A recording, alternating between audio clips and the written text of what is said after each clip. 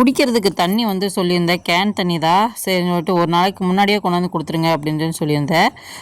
25 can சொல்லியிருந்தேன். எல்லா கேனும் வந்துருச்சு. அதான் எல்லாம் எடுத்து வச்சுட்டு இருந்தேன். நைட் நேரத்தில் கொண்டாந்து கொடுத்துருந்தாங்க. ஈவினிங்கே கொண்டாந்து கொடுங்க அப்படின்னு சொல்லியிருந்தேன். நைட் ஆயிடுச்சு. கரெக்டாக நான் வெளியே வந்து மார்க்கெட் போயிட்டு கரெக்டாக வரும்போது கரெக்டாக அவங்களும் வந்துட்டாங்க. அப்புறம் வந்ததுக்கப்புறம் எல்லா கேனுங்கள்லாம் பூரா எடுத்துகிட்டு போய் சைடில் எடுத்து வச்சு எல்லாம் செட் பண்ணி வச்சுட்டு இருந்தோம். நாளைக்கு வந்து கரெக்டாக எல்லாம் விசேஷத்துக்கு வந்து கொடுக்குற மாதிரி இல்லை அது தண்ணி தேவைப்படுன்னு சொல்லிட்டு வெயில் வேறு ஜாஸ்தியாக தண்ணி நிறையா தேவைப்படுன்னு சொல்லிட்டு வாங்கிட்டோம். எல்லாம் வைக்கிறதுக்கு இடம் இல்லாமல் சைடில் அங்கங்கே வச்சுட்டு அப்புறம் இந்த பக்கம் கேப்லேயும் கொஞ்சம் எடுத்து வச்சுட்டு கொஞ்ச நேரம் நானும் தூக்கி தூக்கி வச்சுட்டு இருந்தோம். கொஞ்சம் வெயிட்டாக இருந்தது. நம்மளுக்கு இந்த தண்ணி பிரச்சனை பெரும் பிரச்சனை. இங்கே வந்து சப்பை தண்ணி தான் கிடைக்கும். கிராமத்து சைட்லலாம் எப்பயுமே வந்து போர் தண்ணி மாதிரி தான் இருக்கும். கொஞ்சம் வந்து உப்பு கரிக்கிற மாதிரி தான் இருக்கும். அதனால தான் இந்த மாதிரி ஃபில்ட்ரு தனியாக வாங்கி வாங்கி எல்லாம் வச்சுக்கிட்டாச்சு. விசேஷத்துக்கு அதை தான் கொடுப்பாங்க.